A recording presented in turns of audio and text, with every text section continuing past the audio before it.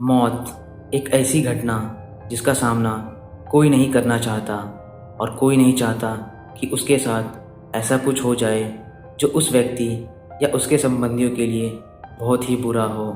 लेकिन क्या हो अगर ये मौत एक ऐसा रूप ले ले जिसकी ओर इंसान जाए बिना रह ना सके, जिसे देखते ही इंसान खुद पर काबू खो बैठे।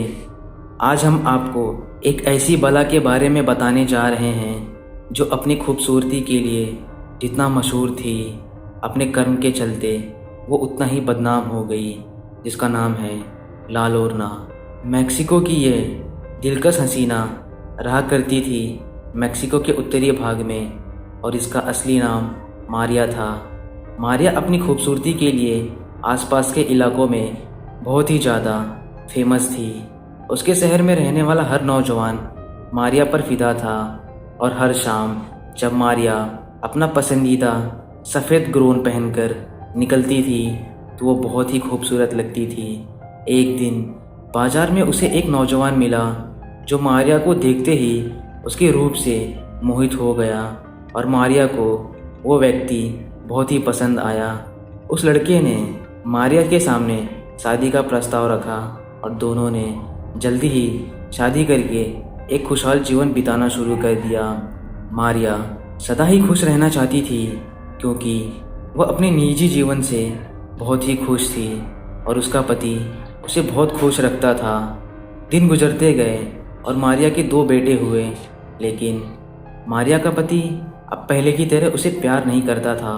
मारिया के व्यक्तिगत और भावनात्मक ज़रूरतों के पूरा न होने के कारण मारिया अब पहले जितनी खुश नहीं थी।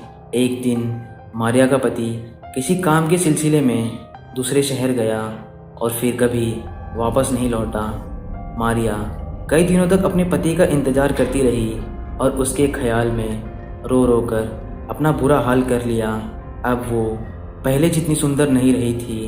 एक दिन नदी के किनारे अपने दोनों बच्चों के साथ घूमते वक्त मारिया ने अपने पति को किसी और महिला के साथ घोड़ा गाड़ी में जाते हुए देखा।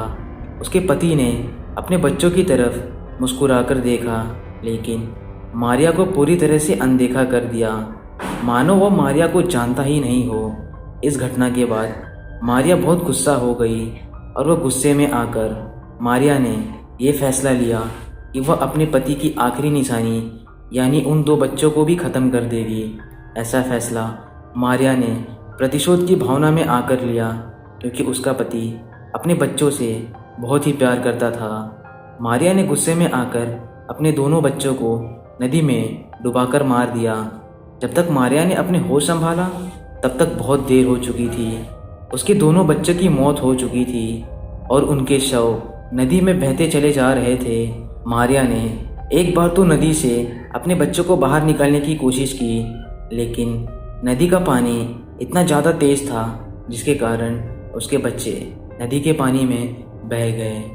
मारिया को अपने किए पर बहुत अफसोस हुआ और अपने किए पर शर्मिंदा होकर और दुखी होने के कारण कुछ ही दिनों बाद मारिया की भी मौत हो गई। अपने इस दंडनीय अपराध के कारण मारिया की आत्मा को मुक्ति नहीं मिली और वो एक बार फिर जाग गई। उसकी आत्मा उस नदी और मारिया के घर के आसपास के इलाकों में भटकने लगी। मारिया की मौत के कुछ ही दिनों बाद वहाँ के सारे निवासियों ने ये दावा करना शुरू कर दिया कि उन्हें सफ़ेद ग्रोन में एक महिला रात के वक्त दिखाई देती है। शुरुआत में इन सभी बातों पर किसी ने गौर नहीं किया, लेकिन कुछ ही समय बाद उन गांव से बच्चों के गायब होने की घटनाएं सामने आने लगी। साथ ही उस गांव के लोगों में चर्चा भी होने लगा और वो सब आपस में बातें करने लगे कि उन्होंने एक सफ़ेद ग्रोन वाली महिला को देखा है जो अक्सर नदी के पास बैठकर रोती रहती है। उसके रोने की आवाज़ में बहुत ही दुख होता है और एक अजीब सा डर देने वाला भय भी है। कुछ लोगों ने बताया कि अगर कोई उस रोती हुई महिला के पास जाता है तो वो महिला अचानक गायब हो जाती है, लेकिन उसकी रोने की आवाज़ फिर भी आती रहती है और वो आवाज़ इतनी भयानक होती है कि अगर कोई उस आवाज़ को सुन ले तो उसके कानों में वो आवाज़ काफ़ी दिनों तक गूंजती रहती है। कुछ ही दिनों में एक और बच्चे की गायब होने की घटना सामने आई और गांव वालों को नदी के दूसरे किनारे पर एक 15 साल के बच्चे का बेहोशी की हालत में मिला। होश आने पर उस बच्चे ने जो बातें गांव के लोगों को बताया, उसे सुनकर हर किसी के होश उड़ गए। उस बच्चे ने बताया कि जब वो नदी किनारे बैठा था तो उसने देखा एक सफ़ेद ग्रोन पहली महिला अचानक रोते हुए नदी के पानी से बाहर निकली। उसका चेहरा बेहद ही डरावना था और उसके रोने की आवाज़ बहुत ही खौफनाक थी। वो महिला पानी से बाहर निकली और अपने सामने खड़े बच्चे को ध्यान से देखने लगी। उस महिला के देखने मात्र से वो बच्चा उस महिला की ओर खींचता चला गया और देखते ही देखते वो बच्चा उस महिला के पास पानी में पहुंच गया और वो महिला रोती रही और उस बच्चे को पानी में डुबाने लगी। देखते ही देखते वो महिला गायब हो गई और उस बच्चे का शव पानी के ऊपर दिखाई देने लगा और पानी का बहाव उसके शरीर को अपने साथ बहा ले गया। ये देख वो बच्चा बहुत ही डर गया और वो बेहोश होकर गिर पड़ा। इस घटना के बाद वहाँ के लोग समझ गए कि हो ना हो इन घटनाओं का कारण मारिया की भटकती आत्मा ही है, क्योंकि वो आत्मा हमेशा रोते हुए ही दिखाई देती है। इसीलिए वहाँ के लोगों ने इस आत्मा का नाम दे दिया ला लोरना। इसका इंग्लिश में अनुवाद है द वीपिंग वुमेन, यानी रोती हुई महिला। और तभी से इस ला लोरना का खौफ पूरे मेक्सिको में हावी होने लगा।